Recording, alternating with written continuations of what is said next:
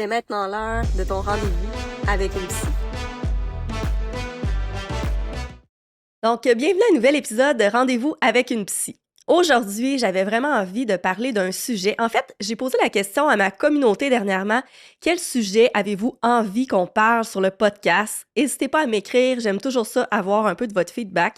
J'ai eu plusieurs suggestions, mais il y en a une en particulier qui a attiré mon attention, qui est la procrastination. Donc, c'est ce qu'on va parler un petit peu ensemble aujourd'hui, parce que c'est un sujet que tout le monde, ça touche tout le monde en fait.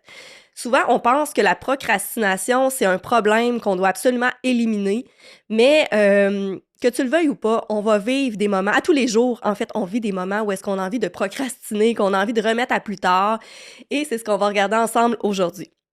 Si tu m'as donné des suggestions, prends-le pas personnel si c'est pas le sujet que j'ai choisi aujourd'hui.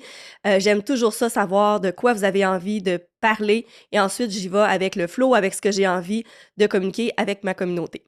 Donc, la procrastination, c'est quelque chose en fait, c'est quoi? C'est on peut avoir tendance des fois à remettre à plus tard des tâches, des responsabilités, des choses qui, soit on n'a pas envie de faire, donc on manque d'intérêt, ou soit que c'est quelque chose qui nous cause du stress, de l'anxiété, ou c'est peut-être un projet qui est trop gros, d'envergure, et qu'on a l'impression de ne pas être capable d'y arriver.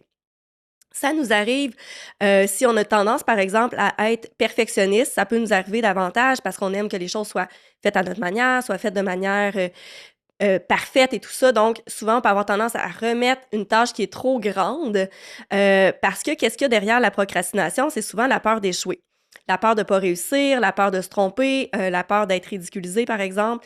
Donc, ce qui nous pousse à remettre le plus loin possible, comme ça, c'est comme si ça dit à notre cerveau de « OK, on peut relaxer, le danger n'est pas si proche que ça, on remet ça plus tard ».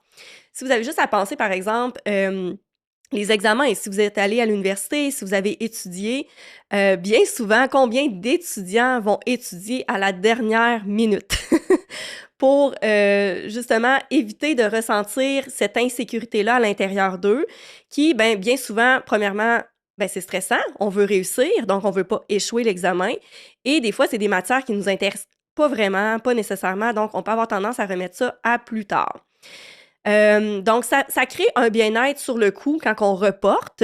Donc, ça baisse l'anxiété à court terme, mais ça l'augmente l'anxiété à long terme. Et c'est comme si on habitue notre cerveau en disant, moi, je suis en sécurité quand que je remets les choses à plus tard plutôt que de les faire ici, maintenant.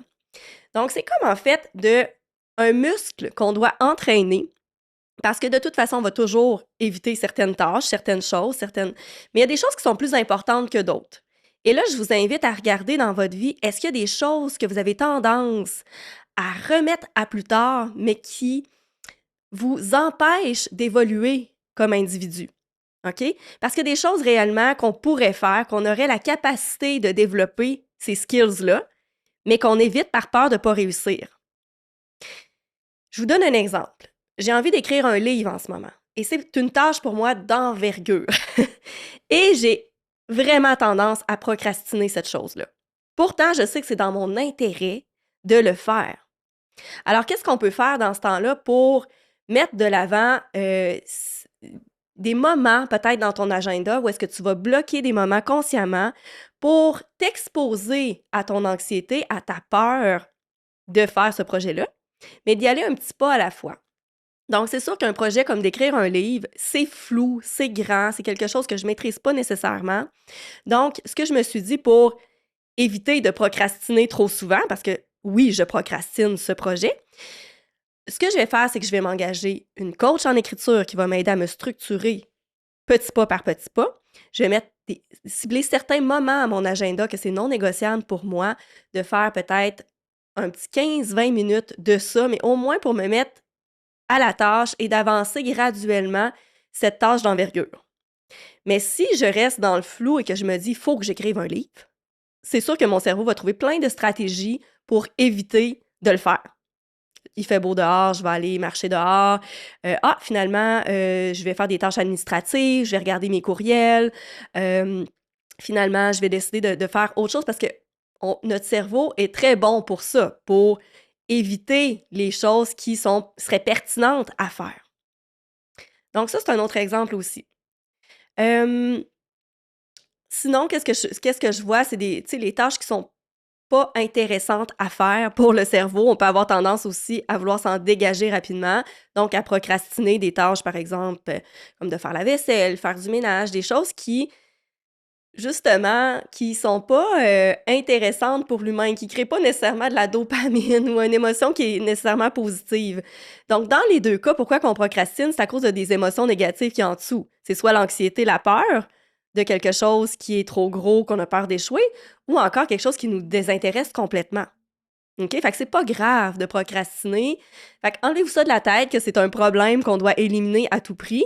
C'est juste, par contre, on peut en prendre conscience quand on le fait et de se donner des petits objectifs à court terme pour pouvoir, en fait, travailler sur notre procrastination et pratiquer notre cerveau à se sécuriser dans l'inconfort. Donc, se sécuriser aussi dans l'imperfection, j'ai envie de vous dire. Parce que quand on est en apprentissage, l'être humain, c'est sûr qu'il n'y aura rien de parfait au départ.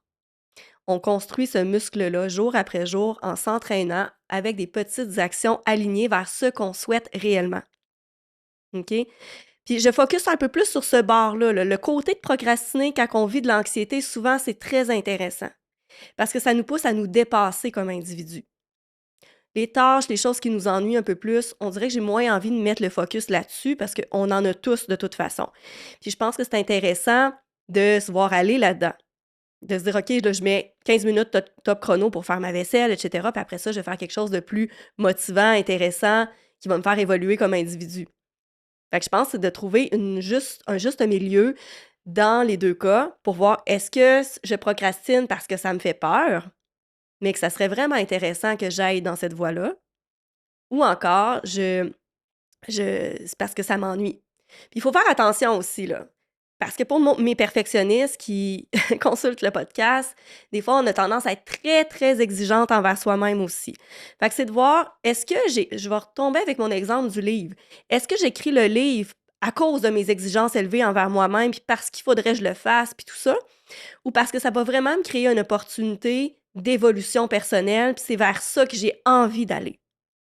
Donc, est-ce que c'est de l'envie ou c'est des exigences élevées envers soi-même? C'est une bonne question à se poser, ça aussi, parce que des fois, on s'exige des choses, des tâches qui ne sont pas nécessairement euh, importantes pour soi, pour notre soi réel, pour ce qu'on veut réellement dans notre vie. Donc, est-ce que c'est des choses qu'on s'impose ou qui sont imposées, mais qui ne sont pas nécessaires? Ou c'est quelque chose que j'aimerais vraiment mettre en place pour évoluer, mais oui, ça me fait peur. Et c'est là qu'on peut décider de marcher avec la peur tranquillement, pas vite, pour aller vers nos projets de cœur, nos rêves, nos désirs, même si c'est difficile de le faire. Je reviens encore une fois aux études. Si vous êtes allé à l'université, vous avez étudié, c'était pas facile. C'était nouveau, c'était de la nouveauté. Il y avait de l'anxiété, il y avait de la procrastination, certainement. Mais jour après jour, vous étiez engagé à aller à vos cours, à peut-être aller dans un café étudier avec des amis. Puis ça, c'est un bon point aussi. Quand c'est difficile, vous pouvez décider de vous entourer pour vous motiver. Donc, par exemple, comme pour aller au gym ou pour aller étudier quand vous étiez à l'université, ben, c'était plus facile parfois d'y aller avec un ami puis de se dire: «Hey, on se motive-tu à chaque vendredi? C'est ce qu'on fait ensemble». Comme ça, ben, on a un engagement envers une autre personne pour passer à l'action dans quelque chose qui est inconfortable ou qui est désintéressant. Fait que ça, c'est une bonne suggestion aussi de se mettre des plages horaires avec des parties où est-ce qu'on s'engage envers quelqu'un d'autre. Sinon, c'est vraiment le plus petit pas à la fois, donc de mettre une petite tâche à la fois pour pouvoir avancer dans la direction que tu veux, sans t'épuiser, sans que ça soit trop gros, sans que ça soit trop flou. Parce que si on se dit: «OK, je travaille là-dessus, ouais, mais que j'aille le temps, là, peut-être cette semaine», c'est trop flou. Le cerveau va absolument tout faire pour que tu évites cette chose-là parce que c'est pas assez clair, c'est pas assez cadré envers toi-même. Donc, je pense que c'est tout ce que j'avais à dire par rapport à la procrastination. Tu sais, je pense que c'est juste de se rappeler que c'est quelque chose qui est normal. Tous les êtres humains, on le fait à tous les jours. C'est pas un problème qu'on doit absolument éliminer. C'est quelque chose qu'on doit apprendre à avancer avec, à travailler avec, parce que c'est sûr que si on se laisse guider par la procrastination, il y en a qui vont procrastiner plus que d'autres et qui vont tomber un peu plus dans le rôle de victime. «Ah, mais je suis pas capable» ou «Ah, moi, je procrastine tout le temps». Mais switchez-le de bord, puis utilisez-le plutôt comme: «OK, c'est vrai que j'ai tendance peut-être à plus procrastiner qu'une autre personne, mais comment, dès aujourd'hui, je décide consciemment de pas procrastiner telle chose?» Ça peut être une chose dans ta journée que tu décides de ne pas consciemment procrastiner, mais que d'autres choses qui sont peut-être moins importantes pour toi en ce moment, que tu peux te permettre de le faire pour y aller vraiment une étape à la fois. Alors, j'espère que ça vous a éclairé par rapport à ça. C'est vraiment ma perspective, mon point de vue.